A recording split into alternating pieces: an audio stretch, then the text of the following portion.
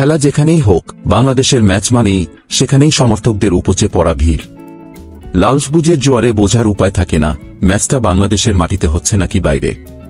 এই সমর্থন নিশ্চিতভাবেই বাংলাদেশ দলের বড় শক্তির জায়গা। সাকিব শান্তদের বিপক্ষে ম্যাচের আগে দক্ষিণ আফ্রিকা অধিনায়ক এইডেন মার্করাম বলেছেন, প্রতিপক্ষের ভক্তদের যতটা নীরব রাখার লক্ষ্যে খেলবেন তারা। বিশ্বকাপের আগে বাংলাদেশ দলের ফর্ম ছিল না আশাব্যঞ্জক। যুক্তরাষ্ট্রের কাছে সিরিজ হার ভীষণ হতাশই করেছিল সমর্থকদের। এরপরও শ্রীলঙ্কার বিপক্ষে বাংলাদেশের গ্রুপ পর্বের ম্যাচে দল বেঁধে হাজির হন তারা। রোমাঞ্চকর ম্যাচে দলের জন্য প্রতিটি বলে গলা ফাটান তারা। শেষ পর্যন্ত নাজমুল হোসেন শান্তর দলের 2 উইকেটের জয়ে এই অবিরত সমর্থন গুরুত্বপূর্ণ ভূমিকা রেখেছিল। সোমবার দক্ষিণ আফ্রিকার বিপক্ষে ম্যাচেও একই চিত্র হওয়ার কথা।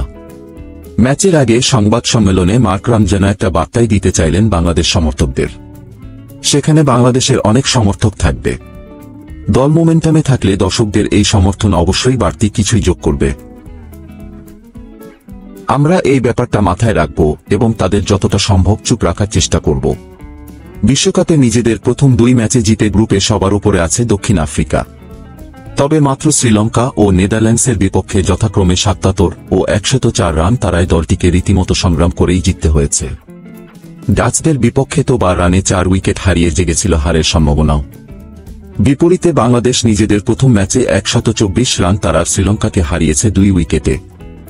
সাকিব শান্তদের কাছ থেকে তাই শক্ত প্রতিদ্বন্দ্বিতাই আশা করেছেন মার্করাম। এটা বাংলাদেশকে হারিয়ে সুপার 8 নিশ্চিত করা চমৎকার হবে। আমরা সবার আগে এটাই নিশ্চিত করতে চাই। তবে আপনি যদি কন্ডিশন এবং সত্যি একটি শক্তিশালী বাংলাদেশ দলের দিকে তাকান, তাহলে এটি আমাদের জন্য একটা ভালো চ্যালেঞ্জই অপেক্ষা করছে। ম্যাচটি হবে নিউ ইয়র্কের নাসাউ আন্তর্জাতিক কাউন্টি ক্রিকেট স্টেডিয়ামে। দক্ষিণ আফ্রিকার 2টি ম্যাচই হয়েছে এখানে। ব্যাটিংয়ের জন্য ভীষণ কঠিন এই উইকেটে 100 রান করতেই দলগুলোর ঘাম ছুটে যাওয়ার অবস্থা হয়েছে। অসমান বাউন্স কাজটা ভীষণ কঠিন করে তুলছে। তবে 2 ম্যাচ খেলে ফেলায় নিজেদের বাড়তি সুবিধায় দেখছেন প্রোটিয়া অধিনায়ক। সৌভাগ্যবশত আমরা এই মাঠের এই উইকেটে 2টি ম্যাচ খেলার সুযোগ পেয়েছি।